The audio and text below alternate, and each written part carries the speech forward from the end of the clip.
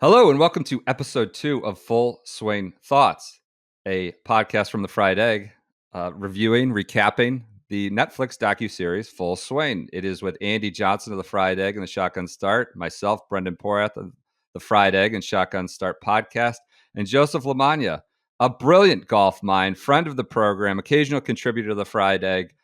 We will be recapping every episode. If you've not listened to episode 1, you're weird and going out of order, but we'll recap every episode as they roll out on Netflix. We're going to release these all 8 podcast episodes on each Netflix series show released on February 15th. This is going to be on episode 2, this podcast. Episode 2 from Full Swing. It's primarily on Brooks Koepka, I would say, but it tells the story of Scottie Scheffler's ascent. It's kind of expertly told in their contrary states of mind, states of game, home lives, I would say. It focuses on the Phoenix Open, which was Scottie Scheffler's first win, and the Masters, which was Scottie Scheffler's, what was that, fourth win at that point? And Brooks's struggles at both. Brooks, a place where Phoenix obviously has had success. He's runner-up. He's won. He's broke down in tears after winning there. And that was where Scheffler, this guy we'd seen on the doorstep, finally break through. And then, of course, it's the first major championship. In episode 1 of this podcast, we talked about sort of the odd ordering of these episodes. Andy pretty declaratively stated that this should have been episode 1, right? It was weird that we were jumping into the season more or less at Harbor Town on the PGA, which was the JT Spieth episode. Here we get more chronologically sensical telling, right? The Phoenix Open was the first time they shot, I believe, this show. And then the Masters is obviously the first men's major of the year. As I noted in that, GQ said some Netflix suits had kind of flipped the order because they thought Brooks was too sad. So did I hit the nuts and bolts of this episode? Is there anything else you guys want to add as a high-level overview? Nope. Good. All right. Who do we want to dive into first? Brooks? Brooks just, I mean, I don't know what's real and what's fake, but there were cliches out the ass. They want to step on my throat. I want to step on theirs. Winning is an addiction, man. It's life and death. That's just how I think of it. I'd say that runs contra to some things he said in the past, where he said events are warm-ups, where he said he didn't care about events, and now it's life and death. But Brooks has been full of contradictions often in his career, but this I'd say was a pretty open vein throughout the episode on Brooks Koepka. Do you agree with that? I felt like we learned how fragile Brooks Koepka is in this. And, I think it's like very common in life. A lot of times the, louder people in the room, the people that make more brash statements are actually the ones that are a little bit, fragile. And in a way, like the whole episode I thought really worked because of the juxtaposition. It felt like two ships passing in the night, and they couldn't be more different personalities. Yeah. Obviously two elite competitors and very, elite golfers. And what worked so well about the whole episode was just the difference in mentality. You, on one hand, you've got Scottie Scheffler, talking about how, like, at the end of the day, it's all in God's hands. And on the other end of the spectrum, you have Brooks, who's just seemingly wrapped mentally into a pretzel around, some of the struggles that he's endured the last couple of years. Joseph, what was your kind of primary takeaway from this? Or is it just Brooks Koepka as a whole? What was your takeaway from this episode 2?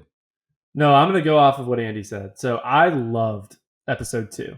I thought what worked so well about it was the juxtaposition between Brooks having seen the bottom now after experiencing the top of golf and winning 4 major championships, contrasted with Scottie Scheffler, who's at the top of the mountain here and he's just on cruise control. What I didn't like about episode 1 is that I didn't think the frenemies theme worked very well. I think this theme worked extremely well in episode 2. And kind of going back to like rediscovering why I love golf, I think the fragility of the sport is such an important, it is essential to the fabric of golf. And that was illuminated in this episode with so many different quotes and at so many different intersections between Scottie Scheffler and Brooks Koepka. So one, thing I wanted to call out, and not to psychoanalyze Brooks too much, but I'm curious for your opinions on this. Brooks says something about the Phoenix Open. I love it. It almost feels like a real sport. Yes. And I think the reason he's doing that is that he's trying to create a little bit of distance between himself and the sport, because he doesn't want to be vulnerable and admit that golf means a lot to him. And so when it does pass, he's already set that distance between himself and the sport to suggest, like, this isn't everything to me. And I think that's why he's doing it. Any similar thoughts there? I think he's kind of always towed that line. He's always said, like, I like real sports. I don't watch golf, which is clearly, like, laid bare in this episode is maybe not accurate. Like, he seems like he's consumed by golf. He's consumed by his own swing. He's consumed by the sport and those around them and what they're doing versus what he's doing.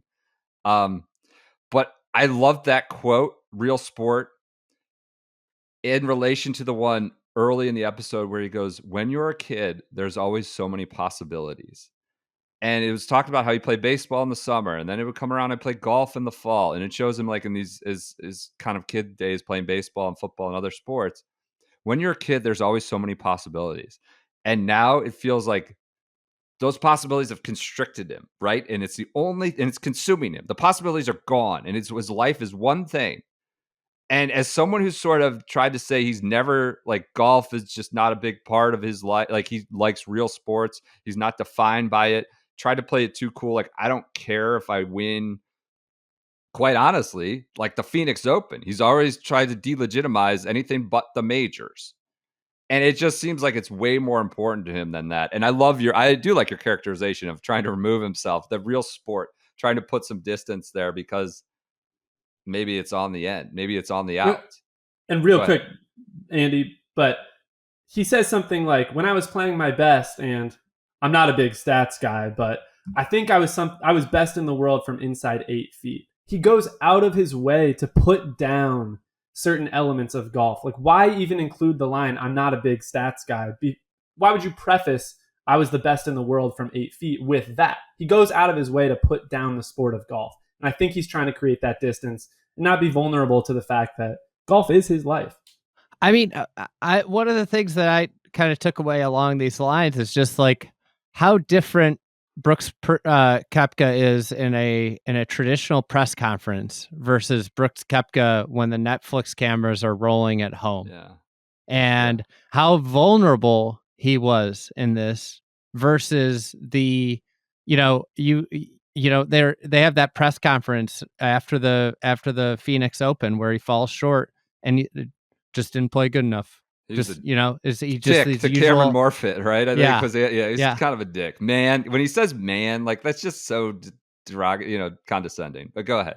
And it's just the same kind of thing, like, where, he puts up this icy demeanor of, I don't, that's that vibe that we've always said, like, he doesn't care about this, or, it's not a big deal to him. But then on the flip side, we saw at home how much he cared, and it just, I think I agree so much with what you guys are saying about the space, and it's almost a way to prevent him from feeling the lows of the sport. It feels like a coping mechanism, but at the same time, when it doesn't work, we're at the stage of this coping mechanism not working for him.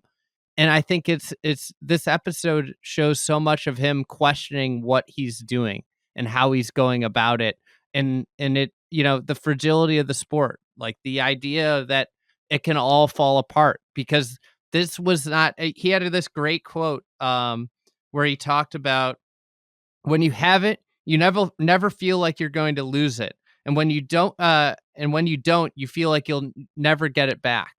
Like, and I thought that was like, that's golf in a nutshell for everybody. My whole thing was trying to figure out, is he lying? What were lies to himself? What wasn't? Like, I think he's authentic throughout, but is this a moment of authenticity where he's telling a lie to himself, where he's like, it's coming, I can see it from a mile away, I'm on my way back, like, I'm just not winning, I have it, but then he's saying he's the worst. Now he's the worst from inside 8 feet. I'm the worst in the world. Like, he talks about I was like, they told me I was never going to be good enough. I was never going to win anything as is on his way up, which I know he wasn't the elite prospect as a Spieth or Thomas, but like there's probably some straw men being created there that motivated him and built like, so I worked harder than everyone. Like, and that's how he was driven. And now he's just sort of in a constant state of flux of being quite open and honest with these cameras and trying to figure out how open and honest he is with himself and his game. Some of these quotes, just so we can run through it. He says, I definitely got the injury bug, which seems to like create that mental doubt, right? He talks Yes. about the hips and the knees. Like that only exacerbates that mental doubt. I think he thought his career was over in the last year. I think he didn't think he was going to play again because of injuries. He says, I can't compete with these guys. Yes. Talks about embarrassing myself. Like you never hear Brooks talk about being embarrassed. He says, I embarrassed myself like that. He's talking about this bogey at 16 at Phoenix. Talks about felt really embarrassed. He goes, I don't know why. I still don't know why, but I felt really embarrassed. This was a big one. My whole career has been on the way up. And then this interjection says a lot.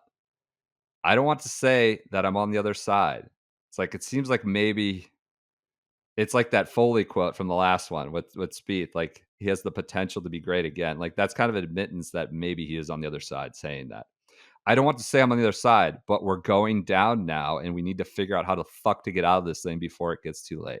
When he just threw in that, I don't want to say I'm on the other side was a real kind of clear admittance of his uncertainty about maybe being there. And so it's just this doubt is the entire part of the Brooks story here in this episode. And I think these are the parts that made me most excited about the show, is that especially for newcomers to golf, understanding that history is littered with golfers who have been through that experience is pretty fundamental towards understanding the sport. David Duval, like Ian Baker Finch, Yeah. Jordan Spieth, like these highs and lows happen. And I thought the episode did an amazing job in such a short, 45-minute episode of encapsulating what's essential to understanding the sport. One of the things that I really was thinking about as the episode unfolded was like these two different personality types, and like which type is like more sustainable of superstar golf. And like this happy-go-lucky Scottie Scheffler who like, only believes to his core that like performance is just part of it. Like that there's this, he's obviously very religious, that like there's like this is all, and he talked about this in his press conference after the Masters, that this is all part of, God's plan. And like this idea that like, I only control so much of this, versus Brooks, who I think like that story, everybody always doubted me. I wasn't Spieth. I wasn't JT. I wasn't this superstar, and I had to work my way up. And he kind of came up with this chip on his shoulder. And one of the things about Brooks is like he kind of stopped winning majors when he became the favorite. Obviously, like he wasn't even featured in the promo for that PGA after he won two majors, and he goes out and he wins. He laps the field. He wins one more, but since he became that favorite, it's almost like he lost his edge. And that whole like everybody's doubting me type of persona that he's created in his mind, that is like this distance. Is that really a sustainable mentality for high level golf over a long period of time, versus this Scottie Scheffler, like the way he approaches the sport is so drastically different than the way Brooks approaches it. Is it fair to say Brooks, one of the most mentally strong players in the game, is now one of the most mentally fragile? Is that a conclusion you can draw from this episode? I think Probably so. not the one he wants us to take. I mean, he's there. One of the most powerful moments is Jenna's trying to, show outfits, right? And this is going to make talk about the mainstream appeal, like Jenna, Paulina being involved. Like, let's just be honest. Like, and this is what the F1 show is, right? Like, they're integrating that into the show, right? This is part of the high level glitz, glamour, baller lifestyle of a pro golfer. She's going through her outfits, and he's like, he's just checked out. He's completely checked out. He goes, this fucking thing can consume you. I can't turn it off. I thought it was a really powerful scene. And he's just checked out. He says, Jenna will be talking to me, and I'm thinking about my damn golf swing. It was pretty interesting. It's interesting how mental it is. Scottie goes, that kid, I guarantee you, what he's thinking about is absolutely nothing. Nothing. And it gets to this mental part of the game that's hard for us as commentators to ever see. Like, we can externally guess. Paul Azinger can talk about pressure. He can talk about what the guy must be feeling in the shot. But all we do is see like their TrackMan numbers, the shot flight, whether they make the shot, the score on the card, and things like that, right? But this part of the game that Brooks and Scottie, quite honestly, by his maybe unintentional demonstration in this episode, that maybe is important, maybe the most important than anything, is really well drawn out in this episode.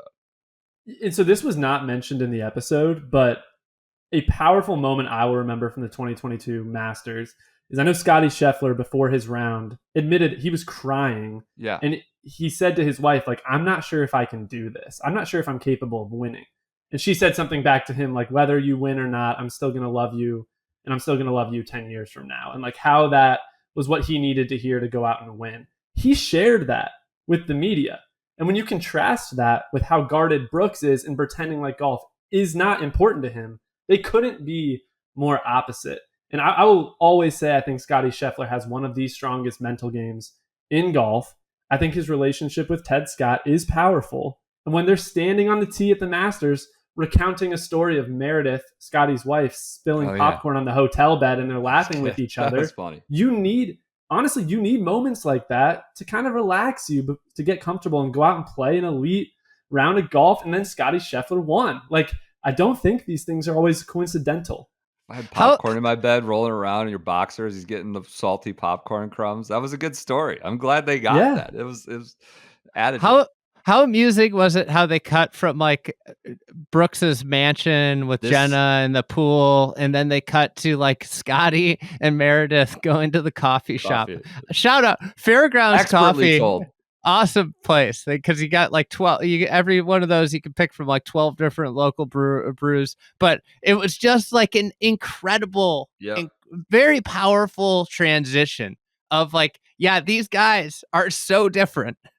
That was the best. I mean, I started this episode saying it was expertly told, weaving the back and forth. That transition it's like this decadent scene at the pool with Jenna draping herself all over him, but with all these quotes of like uncertainty and kind of downer quotes, right? This really glamorous scene with a bunch of downer quotes right into Brooks, or right into Scottie and Meredith. Like, I loved getting coffee, like this most innocent activity and most banal activity. And I love that he said, like, this is marriage. He said something about like, I like this one better, but that one's good too. The caramel's good too. Like, just also like his choice was better, but yeah, I like the caramel too. Like, that was the moment of, I don't know if it was controversy, but just admitting that both flavors were good. Yours is good too. I like mine better. But that was amusing. Just expertly told, those transitions between where they are at their career, but also kind of who they are right now. Anything else on Brooks? Have we covered that? One thing I have in my notes is Brooks's trophy room. Yeah. And how he doesn't put up anything but the majors. It's but got a big like spot for the Masters. Yeah. And like kind of how that contradicts, like it goes more into the contradicting of like messages of like how he really wanted to win Phoenix, right?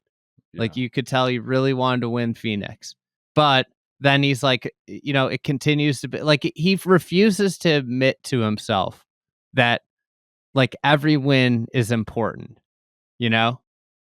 Does he have the yips? Is that moment at Medalist where he's like inside 8 feet, and it's like it was almost like he was talking about mentally he can't do it. Mentally he has the yips. It made it seem like it was a mental thing, putting inside of 8 feet. And I guess go ahead. They had the guy, his putting coach, at his house, and his putting coach is just sitting there watching him hit putts on a machine. Like, that to me illuminates that he really thinks it's a huge problem. So Jenna has a quote that's alarming. She says, "I do worry about the future." I had that written down too. Does this shed anything? Watching this shed any Liv. light on his decision to do what he did? Does it clarify it? Does it explain it in any way? I know the GQ profile that we read I thought it made a distinction without a difference, trying to say, he's not an old guy cashing in, but it is a guy that fears his mortality. Like, I don't know. It seems the injury bug part, the lack of confidence. I guess he went and won on Live, whatever that was. The Jetta one. Was that the Jetta? He won the end of the season. Did he win that? Yeah, I think so. Does it help explain the move to Live? This sort of seeing him in a pretzel like this. When he wasn't. It does. Yeah. I think it does. I think every human being handles uncertainty differently. And if you're not somebody who handles uncertainty super well, professional golf is a difficult career choice because there are no guarantees. Liv offered a guarantee and he took it. Like, it is pretty simple for me. I'm not sure it shed light in a profound way. I think it shed light in a very straightforward and simple way. Yeah. I agree. I think like we saw how he just isn't as confident as his persona puts out there. Because I think if you looked at the profile of players that have gone to Live, really outside of Cam Smith, it's back end of career guys, or the other big names are Brooks and Bryson, both of whom, like, ironically, have had very high highs, but like injuries and like confounding lows as well. So, I think like as much as those guys dislike each other, they are kind of intertwined in a similar like web of, I think they're people that are, at the end of the day, they don't have that much confidence in who exactly they are as individuals. Yeah. Speaking of just Scottie, just sort of the other side of the coin, quote, "I've never really been much of an expectations guy." Yes. Just that in the mix of, and the other like sort of happy-go-lucky, just show up at a tournament and try to do my best is what he said. Never been much of an expectations guy is such a quote that's woven into all the sort of the anguish of Brooks's about why I should be winning, what the fuck, and all this thing. I thought that was a powerful quote in his car. Another Scottie quote that I think ties in directly with what we're talking about with Brooks. He says, "There's only so many times in your career when you're going to be playing some really good golf, and you've seen that happen for people. I'm just trying to keep it going. Even when you're playing your best, you still feel the weight of how difficult of a sport it is." I think that's where the Netflix nailed contrasting Scottie with Brooks, because those two, their quotes, Scottie's on, "You just got to ride this out as long as you can," versus what Brooks is talking about and expressing self-doubt. I thought it played very well together. Okay. Let's do you have any other like big amusing points or big takeaways before we flip to notes? Just kind of the empty in the notebook. Anything else that kind of jumped out to you? Amusing points? Mine was the transition quite from the pool scene to the coffee shop. It was amusing. It was powerful too, but that was kind of cracked me up. How about one of my most amusing points, which I like really, I think Brooks in a way comes out of this episode to me feeling kind of like a Don Draper, Walter White type character, where like I don't necessarily LaMagna looks dubious. Go ahead. I don't necessarily like him. I don't necessarily like him as a person, but I do like in a way feel bad for him. And I like think I'm actually going to come out of this like rooting for him, because I felt like his anguish was like very sincere. But one of the things this is what made me think about it, but like one of the most likable moments was I loved when the little kid at the Masters asked him where Jenna was. Yeah. he's like, I want a picture, and he's like, me too. Like, I found that so like humorous, like, like that is like just a great rebuttal. Like, I don't think, like, when you think about like being like, that was like a great example of quick wit and like personality that we just don't get from him in front of a camera usually, right? He said, I'll let her know you were looking for her, which I thought was hilarious. Yeah. LaMagna, you seem skeptical that Brooks comes off as more like a villain hero, or whatever whatever that device is for the late, recent dramas. Are you skeptical of that? He's not more endearing to you after this? As a Mad Men fan, I think that's a little bit disrespectful to Don Draper. And one of my notes here, there's a quote from Brooks where he says, I missed a good opportunity to feel like I could jumpstart the season. He's talking about Phoenix. And he says, it's frustrating, as he would say. It's frustrating because I'm a professional golfer. And he gives a knowing look. Just stares. And I think Brooks is always like pretending like he's playing 4D chess. And sometimes he's not. Like, I missed a good opportunity, which is frustrating because I'm a professional golfer. Like, there's no hidden meaning there. There's no bigger point. Like, what is that knowing look you're trying to give us? Yeah. I think he is often pretending like he's playing 4D chess when chess isn't happening. That's a good point. Does it make you feel any more bullish or bearish about his immediate prospects or long term this season? Like, is all of a sudden you think this was a trap and he's going to come out, or is it just like he might be mentally gone, or is it just change nothing? My expectations are pretty low for Brooks, and it didn't change them. Yeah, I agree. I'm not. I think I'm less bullish on Brooks than before. Yep. All right, let's empty the notebook. Other notes, odds and ends. Quickly, Ricky as narrator again bums me out. This one relied on a lot of narration to portray Brooks like as the big bad alpha. There was, Dylan, Danny, Foley, Amanda Renner. Just everybody was really kind of filling the gaps there on where Brooks was in the game, in between his quotes about, uncertainty now. And Ricky was kind of in that boat. That bummed me out as a narrator again. The marking the golf balls I thought was amusing. So sometimes when you're frustrated, it's just nice to look down and see something that you like. When Brooks is marking his golf balls, kind of a little, does that work? Maybe it works for some people when they're playing like shit and they see something they like on their golf ball.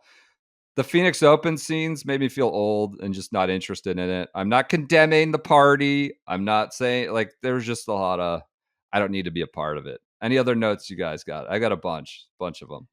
I thought it was humorous that at this point we had Brooks in a Barstool sweatshirt, knowing how that relationship later blew up. What did Portnoy call him, like a scumbag or something? Yeah. A million times. Yeah. Okay. So that I found humorous. Yeah. And then I just think the one I actually thought Jenna was pretty good at it. And I thought Jenna talking about like the arc of their relationship and Brooks's successes, it's kind of like I think it ties in really well with like kind of life, right? Like there's this like excitement when everything's new. And I think that's what Brooks really like kind of went through, is like this, like majors were new and he had all this success and it was really great. But then like real life kind of sets in and you're the guy with the bullet on the back of your chest or on your back. And like, that's where it kind of felt, it wasn't that new and exciting thing. Just like, Jenna's talking about how he was winning all the time at the beginning of their relationship. And now it's like the struggle and it's hard. I agree. I thought Jenna came across extremely well, and it is kind of a big part of your experience on tour, like who you're spending a lot of time with. So I've gleaned something from that. One of the other notes I had is kind of a good reminder that Scottie Scheffler won 4 times in 57 days. Like, crazy. That sometimes maybe gets glanced over, but he won 4 times in 6 starts. And when you think about somebody like Brooks, who doesn't feel like he's going to win a big tournament again anytime soon, and then you think about how crazy it is that Scottie Scheffler won 4 times in 57 days after having not won. I think it's a nice, important to reflect on the season that Scottie Scheffler had. Yeah, speaking of that, I thought an amusing quote in there. Justin Thomas said, "Wins are everything that define a season for me." And of course, that's the eternal struggle with professional golf. It's like, do you want to be a bunch of money? Is 5 top 10s better than one win? I thought like Brooks and JT are certainly in a class that wins are all that matter. That's a constant Do you struggle. think Scottie's that way? No, I don't after this. It's just like just expectations aren't a thing that drive me. Show up and do the best I can. Very process driven. Yeah. It, yeah, he had a moment like when I hit the shot, I'm very present when it's time to hit the shot. But like it seems like that's all it is right? Those micro moments of the process. And then whatever it is at the end is what happened. Um, I think it's important. Like, this is early Scottie Scheffler superstar, and I think yeah, it's important that, like, listen, like, if you talk to Brooks a year, that first year when he won sure. like I think this would be so much different, and that's the Good beauty point. of this is like, the beauty of pairing these two was beyond the personality is like Scottie's this year was kind of like very Brooks like. It kind of came out of it didn't come out of nowhere. Like, you knew Scottie Scheffler was a great player, but the historic run, as Joseph pointed out, 4 wins and 6 starts. That's historic stuff. Did come out of nowhere. Like, nobody saw that coming, and he kind of became so I'm very curious because, like, the back half of 2022 wasn't great for Scottie Scheffler. What if what if he regresses into a top 15 player like he was before? Like, and that's, I think, one of the neat things about the series, and what excites me about the future of the series is that we're going to see different capsules and encapsulations of these guys' careers and where their heads are at. Because, like, I think, like, Brooks talked about, like, when I was playing, there was nothing, I didn't think about this stuff. I guarantee Scottie's not thinking about anything. That quote, like, it talks about, like, the rise and the fall. And, this is where, like, where I felt really let down by the Spieth storyline in the last episode is that it didn't even touch on the fall and trying to build back from it, which then went into, like, that was the huge miss with Spieth, and that's what this story did so well. Good point. Good point. Another Foley quote I liked. It's hard to tell a pro golfer that it's just golf, which I kind of gets back to the Mike Thomas stuff last episode. Um, that's just speaks for itself, right? You can't just like when Brooks is going through it. It's hard to tell somebody like that where his life seems to be consumed that it's just golf. It's his job. He's a pro golfer. What do you guys think of the Masters footage? Like, what they gathered from it? This was a way to tell the Tiger story, his return to professional golf, real quick, right? Like after people thought his leg was going to be amputated, it's his first story or first start. It was kind of a quick interlude, right? I don't think this closes the book on the story of the Masters. I thought they were supposed to follow Kaida Nakajima. Just like I don't think the PGA, I think Mito will probably maybe be a story. Andy's jumped ahead. Andy's watched all 8. And Joseph and I are kind of regulating, trying to record after we watch, not get too far ahead. But I think that's good. I'm not condemning Andy's approach. We have different perspectives. But what did you think of the Masters footage? I didn't take a whole lot away from it. I thought it was cool Sure. to see like the registration. Yeah. And like Brooks going in there and seeing the faces of the past winners, like seeing a little bit of that, I thought was really cool. Outside of that, I'm not sure I took a whole lot away from the Masters footage that I saw. Andy, what did you think? Yeah, I didn't take a ton away. I think that was like, it was, and I don't think that, I think that it's a very clear distinction that they've drawn with this, that this is about characters, and it's not necessarily about the places that they're visiting, right? Because this goes to like the lack of setup on like what these events are, right? Like, just like the last episode, like they didn't really explain what the Masters even is. Like, and I think that's where there's a little bit of a miss in turn, but I think it showcases 2 episodes in that's the overarching ideology.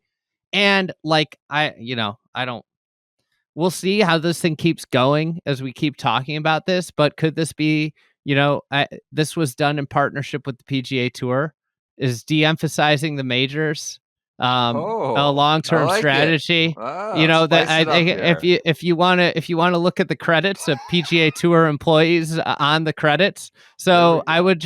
would just venture to say that like there's a very clear like the players have emphasized the majors, but the show has de-emphasized the majors significantly, and not just like set the table of like what these places are. Like they had like a 20 seconds where I think it was Dylan's like, you know, It's like the Kentucky winning Derby or the whatever. Yeah. yeah, but like really like the in the two major championships setting the table, like I feel like they have not done any distinction between Harbor Town to the PGA to the Masters to the like any discernible distinction between the waste management and the majors. And Did they to me that's explain? kind of crazy. Did they explain that like if you win the Masters, you get a lifetime invitation? Like I No. don't think they got into any of that, and I think they should. Like I think those are important details and why like winning a green jacket is as special as anything else in golf.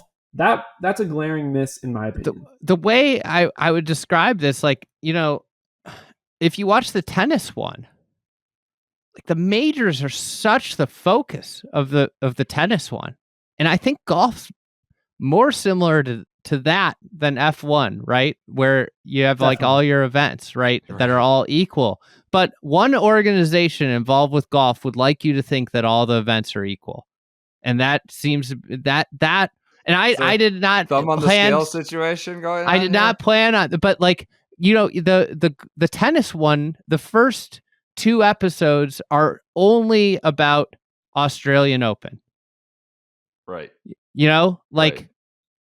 like if I were gonna devise like you know this, it would be you know if I took an alternative path of creating this series, it would have been like I would have had two Masters episodes for sure out of 8, and it would have been like the ancillary lead up to the Masters would have been the PGA Tour footage, right? Right.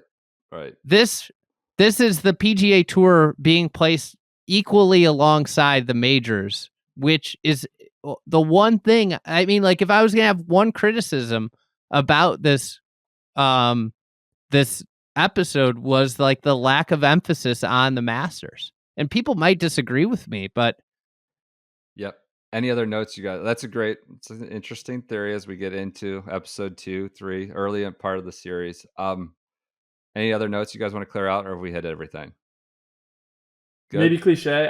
I do Go. think the Phoenix Open has a really special role in the world of golf, and seeing Brooks walk out and everyone cheering, like I know it can get overblown how much of a party it is and how special it is, but it really is a cool event. Yeah. And I think seeing some of that footage restored my interest in the spectacle of it. They do a good job of that. I think with some of the beats, the music, and like the walkout, they do a good job to kind of fuel that hype. It did. It makes it feel like a bigger deal going into that arena. All right. Do we want to do the grades thing again? Do we want to do? It sure. seems like we all liked this episode, uh, much Probably more should than the. mention at the end when they say, "Have you given Liv much thought to Brooks?" and he kind of gives a look. Like Oh, I think that should be called out that was a part of the episode. right. Yeah. Yeah. Absolutely. We just start to get into that, and of course, I wonder when this was filmed. Right. I mean, it was obviously at different parts, but I think it must have been right after the Masters. It felt like. well, by all accounts, Brooks was pretty firm PGA Tour up until sometime in like Well, he knew late this May or wasn't getting June. released, though. That's the thing. So he Right. knew this wasn't getting released. So I wonder if that was like a later check-in, maybe in May or June. I don't know, but yeah, it's interesting. It's an interesting document to have as a pre-live time. It's just weird to see him on the PGA Tour now that that's no longer the case, too. So grades or thoughts I'm overall, giving it an positive. A. Okay, Love this episode. I'm Joseph. giving it an A. I also really enjoyed it. I thought it gives such a unique insight into the Golf. highs and the lows of golf. Yeah. And that's probably one of the most important pieces of experiencing the sport. So I thought they captured that very well. Yeah, I agree with you. Just how expertly told it was, flipping back and forth between the mentalities of guys at different points of their career and different points of successes. Why did that not work with, like, it seems now both episodes we've done, it's like they're trying to tell a story of two guys in each episode at different parts or on the up, on the down, or like going up and coming down. Why did it not work in the first one, and why was it so well done? Because they refused to admit that Spieth was. That's the thing, is they made it. Just felt like a concerted editorial decision to protect Spieth. I think equally, it was called Frenemies, and it tried to make things out like at each event, Jordan's trying to beat Justin and Justin's trying to beat Jordan. I don't think that's authentic. I don't think that's what's happening. Yeah. So it's an individual sport. I don't think there's any player who looks at another name on a leaderboard and is trying to outpace him. So I just felt like the first episode fell short on authenticity. What do you think?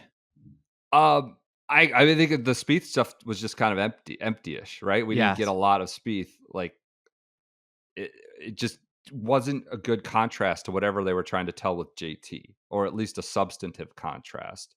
And here you had such a stark telling of two different players, two different mindsets, and that's why it seemed to work. And of course, I mean, Brooks is a really compelling character. He can carry an episode, right? He can carry a tournament. He can carry a press room when he wants to, and he did that in this episode, which was really strong. What grade would you give it, Brendan? I guess I'll go A. I'll jump off my pass fail punt, and I'll go A.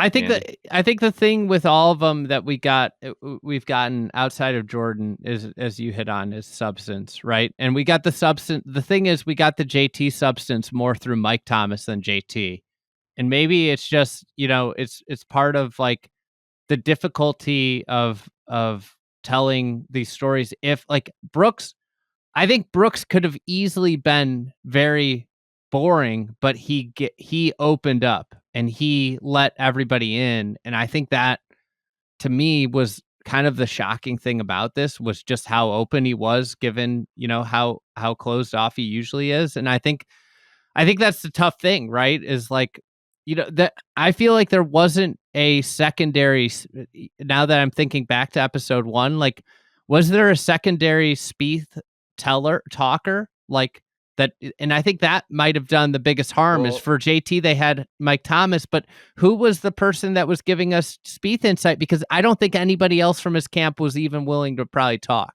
His dad was on all those. His dad was on all those trips with Mike. Like, he was playing at Southern Hills with them. He was on the private jet, and obviously his agent, or one of. It's a buttoned up operation at Spieth HQ. Yeah. So, all right, big improvement on episode 2 for an A all around. We'll be back with episode 3 on Full Swing Thoughts. Thanks for your support. Is it Ian Poulter? I don't know. You're ahead of us. I think it's Ian Poulter. Little Players Championship.